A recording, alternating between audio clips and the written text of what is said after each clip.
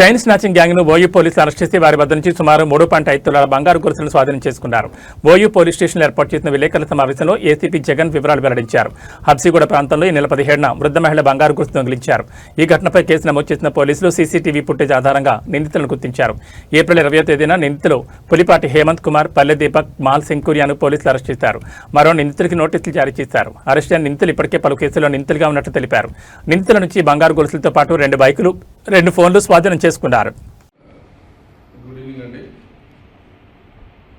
మన 17th నాడు early morning Raghava Kumar అనే 75 years లేడీ స్ట్రీట్ నెంబర్ 5 హబ్సిగూడలో తను పాల ప్యాకెట్ తేవడానికి అని చెప్పి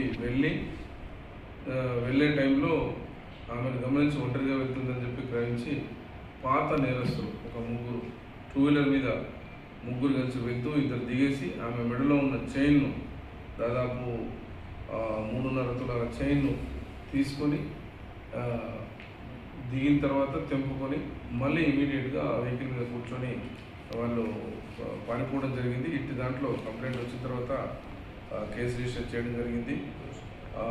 క్లూస్ టీమ్ను కూడా పంపించి ఇమీడియట్గా అక్కడ ఉన్న పరిసరాలన్నీ పరిశీలించి ఒక మన డిఐ లెనిన్ గారు అట్లాగే మన మహేష్ ఇన్స్పెక్టర్ గారి ఆధ్వర్యంలో ఈ క్రైమ్ టీంలు రెండు టీములు డివైడ్ అయిపోయి వీళ్ళ యొక్క మూమెంట్ను జాగ్రత్తగా పరిశీలించి క్రెడిబుల్ ఇన్ఫర్మేషన్ ప్రకారంగా మొన్న వాళ్ళను తీసుకొని వాళ్ళ దగ్గర ప్రాపర్టీని రికవర్ చేసి డ్యూరింగ్ ద కోర్స్ ఆఫ్ ఇన్వెస్టిగేషన్లో భాగంగా ఈరోజు వాళ్ళను కోర్టుకు పంపించడం జరుగుతుంది.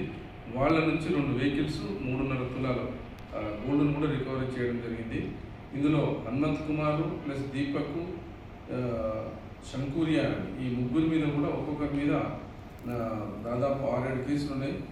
ఈ అందరూ కూడా అంబర్పేట, ఉప్పల్, సరూర్ నగర్, ఈ కాచిగూడ ఈ పోలీస్ స్టేషన్ లిమిట్స్లో ఉప్పల్లో కూడా చేయడం జరిగింది. అట్లాగే వీళ్ళ ద్వారా ఇతను చైన్ తీసుకున్న తర్వాత ఆ చైన్ కూడా కుదిపెట్టి అమ్ముకొని ఒక వెహికల్ కూడా కొనుక్కోవడం జరిగింది. ఆ వెహికల్ని వీళ్ళు వాడిన వెహికల్ని అట్లాగే ఈ గోల్డ్ని కూడా రికవర్ చేసి చేయడం జరిగింది. దానిలో భాగంగా ఇన్వెస్టిగేషన్లో భాగంగా ఈరోజు కోర్టుకు పంపించడం జరుగుతాం.